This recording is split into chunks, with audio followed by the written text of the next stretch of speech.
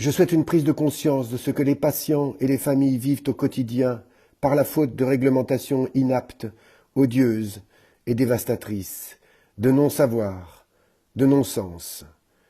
Les directeurs d'EHPAD, d'hôpitaux et de cliniques ne peuvent obéir à des diktats inhumains sous couvert de protéger la population.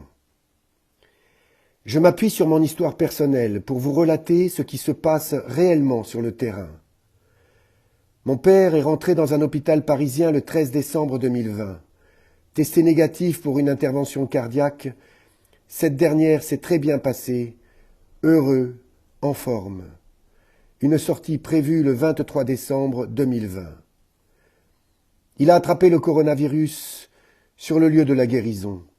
Le personnel soignant n'est ni testé, ni vacciné. Il manque cruellement de moyens humains et de matériel. Mon père a été placé en unité Covid dans ce même hôpital. Cette unité ne permet aucune visite de la famille. Nous nous retrouvons face à un long couloir où au fond se trouve une porte où est affiché « Interdit de rentrer, Covid » avec un digicode.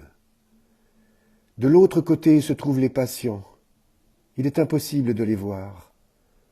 Nous pouvons juste leur apporter des plats ou des effets personnels que nous confions aux infirmières. Pourquoi le personnel soignant peut se rendre au chevet des malades et les proches, non? Ils sont habillés comme nous pourrions l'être, charlotte, surblouse, masque, gants, surchaussures. 10 jours enfermés dans une chambre. Que signifie cette punition? Qui peut ordonner une telle mesure? Quel homme peut user d'un tel pouvoir? Nous n'avons pu revoir notre père alors qu'il nous réclamait à corps et à cri. Tous les jours nous nous rendions à l'hôpital, espérant que la porte s'ouvre. Nous nous sommes entendus dire chaque jour « Vous le verrez au dernier moment ». Qui a pu donner cet ordre totalitaire, immonde? Les patients meurent de solitude, déprimés, anéantis par la souffrance de ne pas être en lien direct avec leurs proches, sans compter que cette séparation dictée, imposée, est insurmontable pour les familles.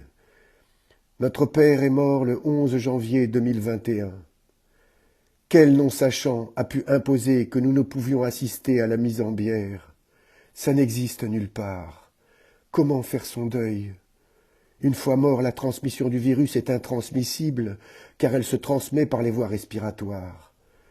Le défunt n'a pas le droit de visite. Il est placé tout nu, dans un body bag. Interdiction de faire l'adieu au visage. Nous sommes dans la triple peine. Attraper le virus à l'hôpital, interdiction de visite, deuil. On laisse partir des milliers de personnes abandonnées avec impossibilité de recueillement. C'est innommable. La reconstruction est impossible. Nous ne pouvons être infantilisés, privés de cette liberté fondamentale, le droit de visite.